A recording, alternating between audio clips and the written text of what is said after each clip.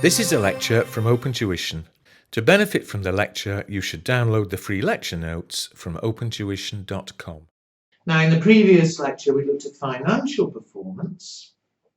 And of course, that's desperately important. Any business wants to improve its profitability. But it's also very important we look at non-financial measures. What I'm getting at is, for instance, now I'm going to be very extreme here, but it's very easy to go about increasing profit in the short term. You know, we make desks, fine. I might move in as new managing director and say, right, from now on, we use worse quality wood, it'll cost less. Fine, costs go down, we make more profit. Or I say, right, we'll pay the workers less. Costs go down, more profit. And it will create more profit, except, of course, by using worse wood, the danger is we end up with a poor quality product. The workers, if they're paid less, they end up leaving and we have trouble recruiting. It may not impact us immediately. So in the very short term, I cut costs and make more profit, but it will definitely impact us in the future if we start losing staff and can't recruit, production will fall, and so on. If the quality of the desks we produce is poor, ultimately people stop buying. Now, I'm being very extreme there, but there is that danger that financial measures, by definition almost, are looking at the short term. How good was this year compared with last year? Whereas really we should be looking very much to the future. Whether this year's profit was up or down, we're really concerned with doing better in the future. And to do better in the future, we need to make sure we're at least maintaining quality. If quality falls, I don't care whether the impact's immediate or long term, but ultimately if productivity falls, if quality falls, profits will fall. We need to make sure our staff are kept happy, because if the staff are unhappy and start leaving, in the long term we'll suffer. And so in addition to looking at measures from the accounts, looking at profitability, etc., the financial performance, if we want to do better in the future, we need to look at non-financial measures like quality, staff happiness, that sort of thing. But before we say slightly more, it's very important when we look at things like quality, staff happiness, staff satisfaction, that it's something we can measure. You know, it's no good coming in and saying, oh, I think the quality's better this year than last year. And, you know, you say, I think it's worse. Or I think staff are happier, you think they're not happy. We need to decide how we're actually going to measure quality. How we're going to measure staff satisfaction. We need to be able to put a number to it. So that if we've agreed on how it's going to be measured, we can come in, measure it and say, this year it's this, last year it was that. It's got better, it's got worse. And so that's what we're talking about. And as always, to go through all the first page is silly. It's just saying what I've just said. But look at the bottom. It says, for example, customer satisfaction, which is something that's important to us if we're going to do well in the future. There are two examples of how we could decide to measure it. Number of complaints per week, it's something we can put a number to, you know, and we can compare. Percentage of goods returned within 14 days or so. Again, we need something we can actually put a number to. If the percent goes up, it would appear customers aren't happy. If it goes down, perhaps they are. Now, there are no rules as to what measures we use, none whatsoever. But it's just being aware, being able to suggest, being aware of the importance of non-financial performance, and being able to suggest ways we could go about putting a measure on it. Be careful of one thing. Example again, think of a hotel. A hotel clearly they want customers to be happy and satisfied, and so they can look at things like what percentage of customers return a second time. Obviously, if they return, they're presumably happy. But a lot of people would suggest, have a customer survey. These days, most hotels you stay in have a little card asking you to grade, from 1 to 5. Were you happy? Were you satisfied about the food or about the bed, and so on? Well, be careful. That in itself isn't a performance measure. Doing a survey of customers is a way of getting the information, but the actual measure would be the average grade that customers gave you.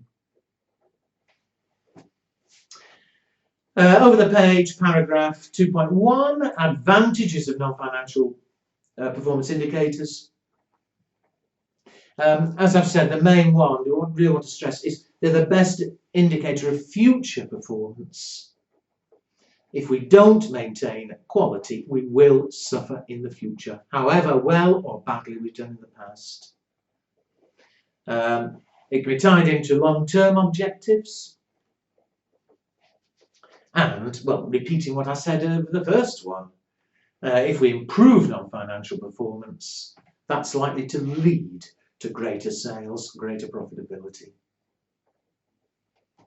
The drawbacks, it's not there's really a problem here, but the things that hold us back a bit. Time and cost, depending on what measures we use, somebody's got to do the recording and the collecting of data. So there's likely to be a cost attached. We have to balance off. There's a limit to what it's worth paying. We ought to make sure we're getting more benefit than it's actually costing us. Difficulty of obtaining information. I'm not so sure about the third one, to be honest. He said no agreed formula. There are no rules about what measures to use. It's up to the company to sit and discuss and decide what is it that's important to us and to our customers, and what would be a useful, a sensible way of measuring. There may be a lack of causal link. I've said that if we improve quality, that should result in higher sales, but there's not always a direct linkage. There are other factors that are outside our control. Anyway, look at exercise 1. Suggest some non-financial performance measurements that would be suitable for a large supermarket chain to assess their performance. A, to measure environmental performance. The environment's likely to be important to a supermarket, if for no other reason than customers prefer if they think we're being good to the environment. Again, there's no standard measures, but the sort of thing you might look at is the food that's wasted per week.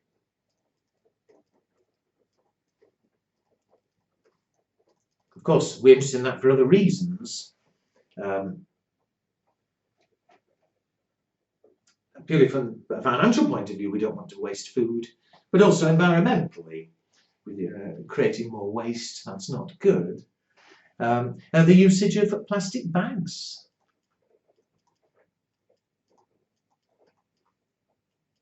Again, both of those need measuring. What percentage of food is wasted? What percent of plastic bags are being recycled? Well, they're just examples of the sort of measures they might look at. Customer service. What matters to a customer in a supermarket? Could be things like the average time spent queuing. Customers expect to have to queue for a bit. But, if they have to queue too long, they might start looking for another supermarket. So that's something we could measure, perhaps, and compare week by week, month by month, or year by year. Or what about, it ties in with what I said about hotels and service. surveys. I've started to see in a lot of places these days, as you're leaving, a thing on a stand with buttons on, with smiley faces, you know. There are 4 buttons, one's with a sad face, another one's with a happy face, and the 2 in between, which I'm not going to waste time drawing, but wanting you to press a button according to whether you were happy or unhappy with the service you've had. I don't know how many people actually use that. I always walk past and just bang. But that's a way of collecting data, and presumably those machines are storing. They can check out what % of customers had a happy face and what % had a sad face. And then you've got your measure, the percentage of happy faces, which I'm not going to try and write that down, but I think you've got the idea. C, to measure employee satisfaction. You know, I don't, the supermarket decide how important this is to them, but most businesses obviously want to keep employees happy. If they're happy, they serve the customer better. And so the sort of thing you might look at, I keep saying there are no rules here, but staff turnover. What percentage of staff leave and have to be replaced every month or every year? Because the greater the percentage of people who are leaving would suggest, perhaps, if the percentage is greater, the staff are less happy. So I say, they're only suggestions. It's not a question of learning. What matters is this idea of we do need to keep customers happy, we do generally want to keep staff happy, and so on, and looking for ways in which we might be able to measure, put a measure on it, and end up with a number that we can then compare. It's better, it's worse. Now over there on page, the last page, a lot of people have written sort of university-style papers on performance measurement. And the one we need is something called Kaplan and Norton's Balanced Scorecard, which was, I don't like the word invented, it was suggested by Mr. Kaplan and Mr. Norton. And what they did, balanced scorecard sounds as though we're going to have all sorts of numbers, and that's not the case. They said there are 4 main areas of the business that we need to be looking at, that we need to be measuring. And they're what we call the perspectives. We need to be concerned about the customer, and what we mean by that, what do existing and potential customers value from us? So that's one thing we need to be looking at. We need to look at the internal business perspective. What must we excel at to achieve our customer financial objectives? So that's looking at how we, our internal procedures, processes. Learning and growth perspective. We need to always be improving and looking for ways of growing the company, looking for new business. And of course, financial perspective, to keep the shareholders happy. Now, as to what things we might look at under each of those 4 headings, very much depends on the type of business. But we want to decide, any business wants to decide, what's the most important thing, or most important things do we think that customers need, and so on, and design measures that would indicate to us whether we are improving or not. And so, the customer perspective, examples of things you might look at, % of sales from new customers. If that's increasing, perhaps we're doing something right. On-time deliveries. Again, I've said so many times, it depends so much on the type of business. But it's quite likely to be a major factor for customers who do deliver on time. Well, if it is important to our customers, that's something we should measure and see what % of the time are we actually on time. Orders from inquiries. Get all these inquiries, what percentage of them actually turn into orders. Have an analysis, a survey of customers. Remember, it's the results from the survey that's the measure, but are they happy, are they not happy? An obvious one of that one is quality. What percent of returns are coming from customers? What percent of complaints are there?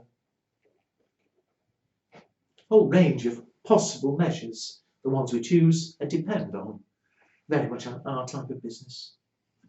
Internal business perspective. Last time I mentioned the bottom one first, but efficiency. We want to produce efficiently as fast as possible. Measure how long it's taking to produce. Are we efficient or aren't we? A unit cost analysis, the process time, value analysis. Are there any, I think we mentioned this elsewhere in the lectures, but are there any costs involved which we can strip out without reducing the value of the product to the customer? Learning and growth, the standard one there is number of new products introduced. We should always be looking for new products. They may not all succeed, but think back to product life cycle. Whatever we produce at the moment, however successful it is, there's likely to come a time when people don't want it because something new has come on the market. So it should be us that's always looking for new products. As I said, it may not be always successful, but if we don't look, we never will grow. And of course, we want to, any new products, we want to get to market as fast as we can. Now, finally, clearly, financial does matter despite everything I've said. So you will look at financial measures. We said enough in the last chapter, so I'm not going to repeat that. We will look at financial measures, but it's this idea that we need to look at other non-financial measures as well if we're going to grow in the future.